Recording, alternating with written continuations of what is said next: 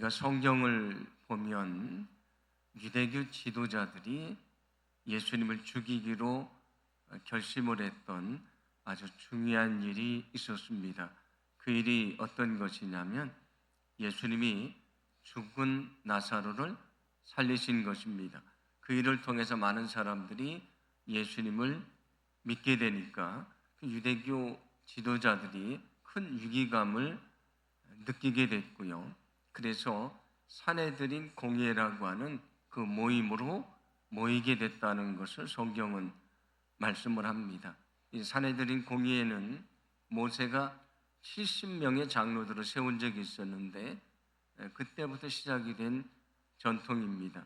그래서 사두개인들, 바리새인들, 서기관들, 장로들에서 그 70명을 모아서 만들게 되고요. 거기에 의장이 되는 사람은 그때 대제사장을 맡았던 사람입니다. 그래서 모두 다 71명으로 구성된 것이 산헤드린 공의회인데 그것이 유대교의 가장 중요한 의결 기관이라고 말씀을 드렸습니다. 우리가 지금 예수님이 십자가와 관계된 사람들을 통해서 은혜를 나누고 있는데 그 당시에 그 대제사장 역할을 했던 사람이 누구냐면 가야바라고 하는 사람입니다. 오늘은 이 가야바를 생각하며 은혜를 좀 나누어 보려고 합니다. 사람들이 예수님을 십자가에 내어 주려고 했던 여러 가지 이유가 있습니다. 첫 번째는 예수님의 가르침이 자신들의 가르침과 달랐기 때문입니다. 왜냐하면 그들은 가르칠 때에 율법에 다 나와 있습니다. 눈에는 눈으로, 이에는 이로 그가 내게 한 대로 나는 갚아줘야 된다. 그렇게 가르쳤는데 예수님은 어떻게 가르치셨습니까? 원수를 사랑해라. 그들을 용서해라. 그리고 그들을 대접해 줘라. 그들을 위해 기도해 줘라. 말씀하지 않습니까? 가르침이 달랐습니다. 그리고 구약 성경에도 이혼을 하려면 남자가 이혼 증서를 쓰고 이혼해 주라고 되어 있어서 그렇게 가르쳤는데 예수님은 뭐라고 가르치냐면 하나님이 짝지어 주신 것을 사람이 나눌지 못한다 그렇게 가르쳐 주시지 않았습니까? 가르침이 달랐다 그런 얘기입니다. 그리고 예수님은 그 유대인들이 죄인이라고 취급을 했던 사람들 그들을 만나지도 않고 상종도 하지 않았는데 그 사람들을 만나고요 식사도 함께하고 대화도 나누게 됩니다. 그리고 시체를 만져서는 안 되는데 죽은 시체에 손을 얹고 죽은 자를 살리시고요. 나병 환자를 만지면 안 되는데 나병 환자를 만지시고 고쳐주십니다. 그 당시에 정결 예법으로 보면 예수님은 그 예법을 어기는 사람으로 비춰집니다. 그리고 예수님이 병자를 고치시는데 언제 고치시냐면 안식일에도 고치십니다.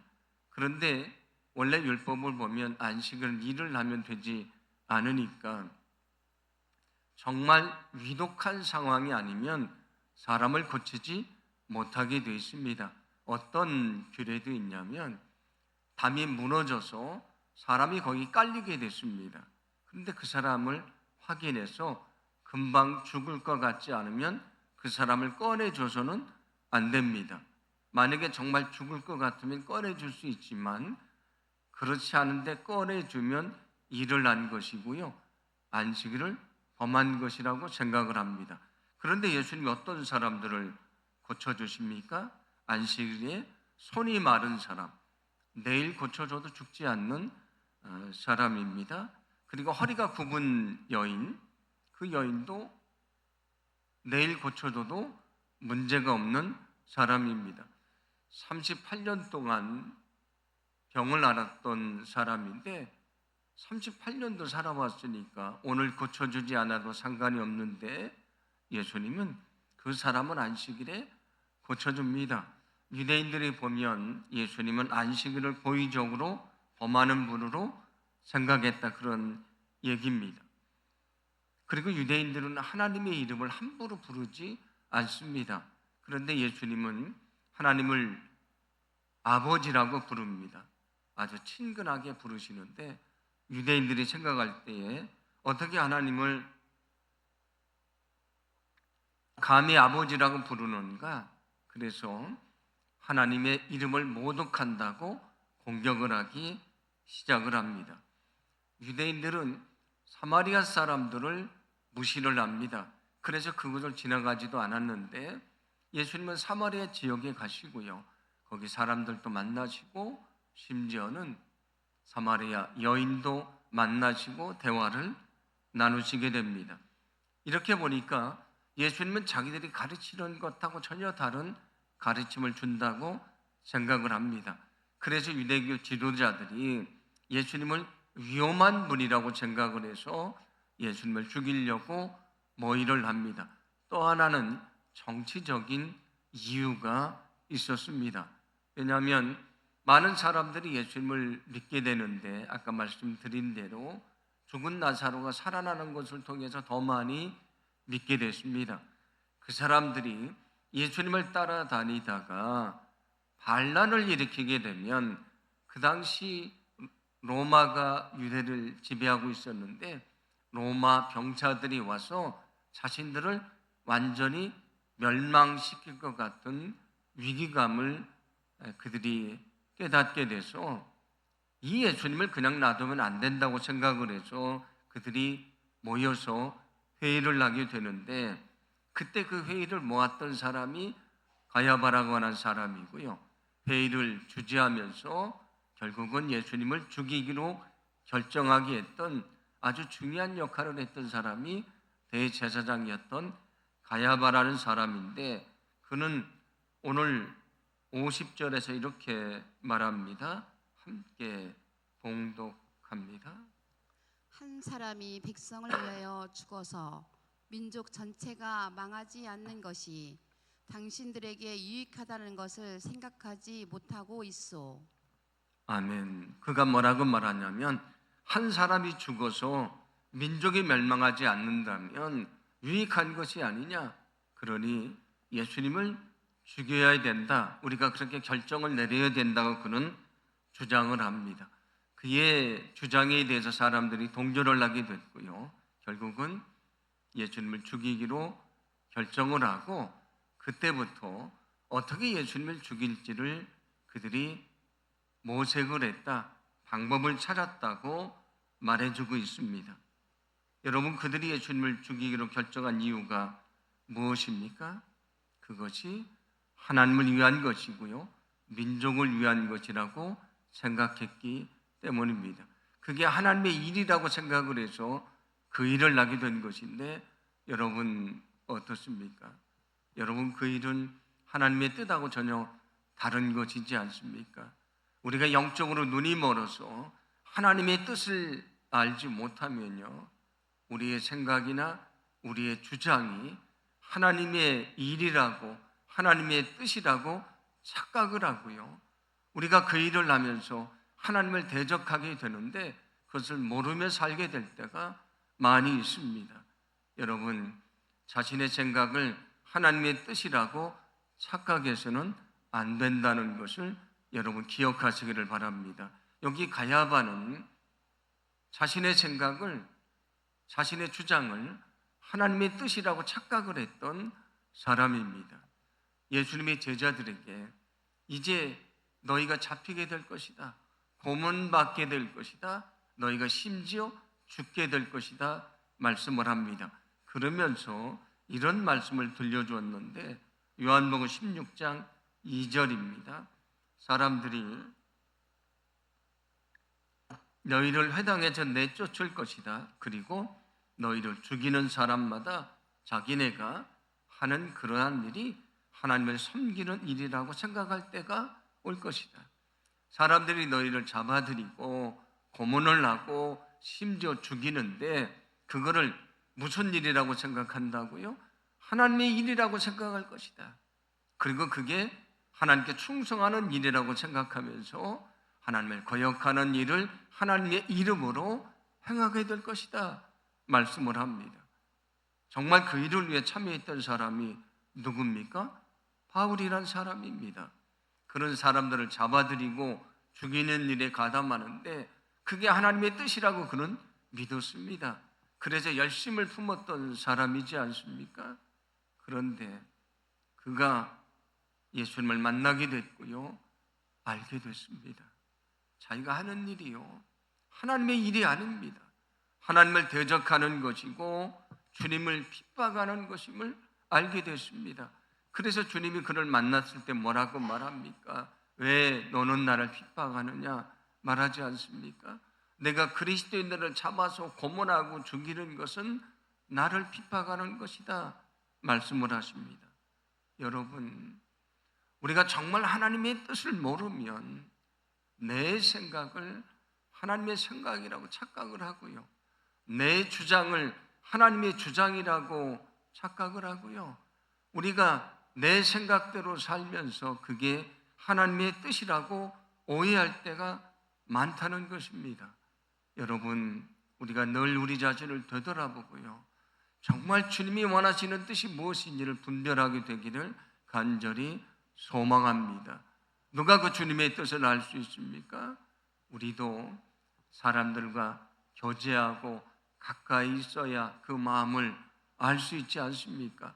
우리가 늘 예배 자리에 엎드리고요, 늘 하나님의 말씀 앞에 엎드리고 우리가 기도하지 않으면 하나님의 뜻을 알 수가 없는 것입니다. 내 생각을 하나님의 생각이라고 착각하며 살게 되는 것입니다. 오늘 가야바처럼 자기의 생각을 하나님의 생각이라고 착각하는 어리석은 사람들이 되지 않기를 간절히 소망합니다. 우리가 날마다 엎드려서 주님을 만나고 주님과 가까이 할 때에 정말 주님의 뜻을 알게 되고요, 우리가 정말 주님의 뜻을 위해 살아가는 믿음의 삶을 살게 될 줄로 믿습니다. 그들이 예수님을 죽이기로 결정한 이유가 무엇입니까? 자신들의 생각으로 예수님을 판단했기 때문입니다. 그런데 성경은 우리에게 다른 사람을 함부로 판단하지 말라고 말씀을 합니다. 왜냐하면 심판은 우리의 몫이 아니고요, 하나님의 몫이기 때문입니다. 야고보서 4장 11절과 12절을 보시면 이렇게 말씀하는데 제가 읽어드립니다. 형제자매 여러분, 서로 헐뜯지 마십시오. 자기 형제 자매를 헐뜯거나 심판하는 사람은 율법을 헐뜯고 율법을 심판하는 것입니다. 그대가 율법을 심판하면 그대는 율법을 행하는 사람이 아니라 율법을 심판하는 사람입니다. 여러분은 서로 헐뜯지 마십시오. 여러분은 서로를 심판하지 마십시오. 왜냐하면 율법이라고 하는 것은 우리가 만든 것이 아니고요, 우리에게 주어진 것은 율법을 지키며 살아가는 게 우리의 의무입니다. 그런데 어찌 너희가 그 율법으로 사람들을 판단하느냐? 너희가 그 율법을 만든 사람이냐? 너희가 만든 것이 아니다. 율법을 만든 분이 누굽니까? 하나님이십니다. 그 율법을 가지고 심판하는 분이 누구십니까? 하나님이십니다. 그런데 율법으로 너희가 심판하고 그리고 너희가 판단을 하면 너희는 하나님의 자리에 서려고 하는 어리석은 사람이다, 그런 얘기입니다. 그래서 뭐라고 말합니까? 율법을 제정하신 분과 심판하시는 분은 한 분이십니다. 그는 구원하실 수도 있고 멸망시키실 수도 있습니다. 도대체 그대가 누구이기에 이웃을 심판합니까? 율법을 만드신 분, 그거로 심판하신 분은 하나님이신데 너희가 왜 하나님의 역할을 하려고 하냐? 그런 얘기입니다. 너희는 서로 헐뜯지 말아라, 심판하지 말아라. 심판은 하나님의 몫이라고 말씀해 줍니다. 그래서 주님도 우리에게 뭐라고 말씀하십니까? 너희들은 사람들을 비판하지 말아라. 비판은 하나님의 몫이라고 말씀을 하십니다. 여러분, 그래서 우리는 우리의 판단을 내려놓고요, 하나님께 맡겨야 된다는 것을 믿으시기를 바랍니다. 여러분, 내 판단을 내려놓고 하나님께 맡기는 게 쉽습니까? 쉽지 않습니다. 많은 것을 포기해야 되고요. 많은 시간을 인내해야 우리는 그렇게 할 수 있습니다. 그런데 성경은 그게 주님을 따르는 길이라고 말씀합니다. 심지어 나와 원수된 사람도 너희는 판단하지 말라고 말씀하지 않습니까? 로마서 12장 19절 원수를 갚지 말라 너희는 하나님께 맡기라고 말씀을 합니다. 사람들이 저마다 자기 잣대를 가지고 살아갑니다. 그 잣을 가지고 사람들을 평가하고 비판하고 정죄합니다. 그런데 그 잣대는 다 다른 것입니다. 우리의 유일한 잣대는 하나님의 말씀입니다. 내 생각이 잣대가 아니고요. 하나님의 말씀이 내 인생의 잣대입니다. 그렇다면 우리는 우리 생각대로 사람들 판단해서는 안 되는 것입니다. 그래서 주님이요 원수를 사랑해 줘라. 그를 판단하지 말아라. 그를 정죄하지 말아라.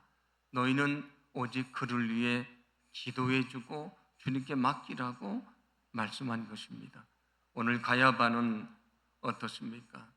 자기 판단을 가지고 판단을 하고 예수님을 정죄했습니다.